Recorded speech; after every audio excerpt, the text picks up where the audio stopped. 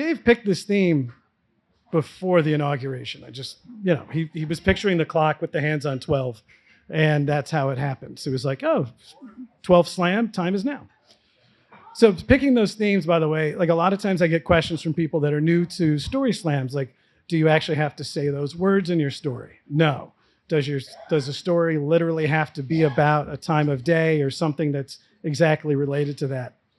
No. It should just somehow evoke or invoke that theme in a way that's appropriate to the storyteller, which is why tonight I want to share with you a story about a sandwich.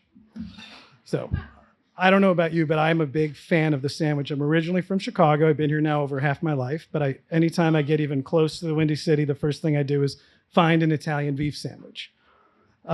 In this adopted home, I have to say I do not understand the obsession with the cheesesteak when you have a roast pork sandwich that you can get with broccoli, Robin Sharp, provolone. Why do we put up cheesesteaks as the paragon of sandwiches in this city? It doesn't make sense. You can boo me. It's fine. I stand by what I say.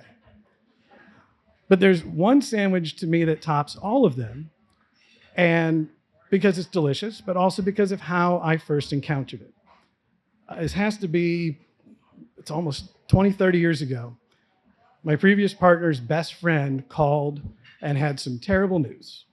We were in our early 30s, and our friend had been diagnosed with breast cancer, and it was quite well advanced. It was stage 3 or 4. I'm not an expert on stages, but it was not looking good. It was going to be a heck of a battle. But this friend is a fighter, and she fought really hard. And the whole menu, there was chemo, radiation, all of the things. It was very trying. It was a very long journey. And as she was going through it, I don't remember, I'm not an expert on cancer, luckily, for me, but there was one point where she couldn't have certain types of food. I think cured meats were among them. And she started to crave, apparently, a sandwich from New Orleans that I was unaware of called the muffaletta. And so she would call and she was talking about, like, I can't have all these things, and all I could think about is the muffaletta. And she's like, and I'm going to beat this fucking cancer. And when I do, we're going to all get on a plane. We're going to New Orleans. We're standing in line at Central Grocery, and we're going to get muffalettas. Yes.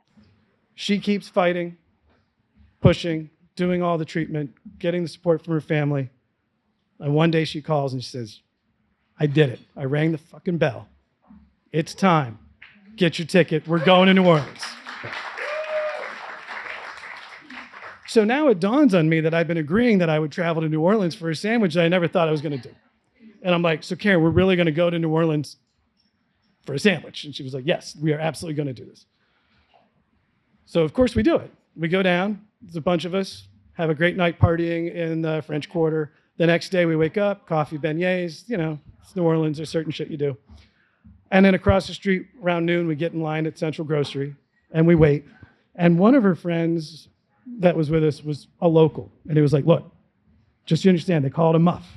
And I'm like, what? It's like, it's not a muff. They call it a muff, not a muffaletta. I'm like, okay, that's weird. And he's like, and there's no way you can eat a whole one. So when you get up there, order half a muff. I'm like, half a muff? He's like, trust me, you can't have a whole muff. And I'm like, you don't know me very well. Anyhow, we get there. I order my half a muff. I get this weird sandwich wrapped in wax paper. We all have our sandwiches. We leave the grocery. We find the first park we could, park benches. And I open up this thing to discover this beautiful, like, Italian-y, Frenchy boule/loaf of just spongy goodness with every Italian deli meat you've ever thought existed and can't pronounce, and all of these gorgeous sharp cheeses, and then this olive salad that is like undescribable. It's not a tamponade. It's not really a salad, but it is like heaven on a roll. And I'm looking at this thing and I'm like, I came a lot of miles for this. This better be a good sandwich. And I took a bite and I looked at Karen and said, I'm sorry I ever doubted you. This is amazing. This is the best sandwich I have ever had. And now the reason why I'm having it, there is no better sandwich in the world. And anytime I'm even near New Orleans, I am getting my ass to Central Grocery and getting a muffaletta. I have not found one that's as good as that.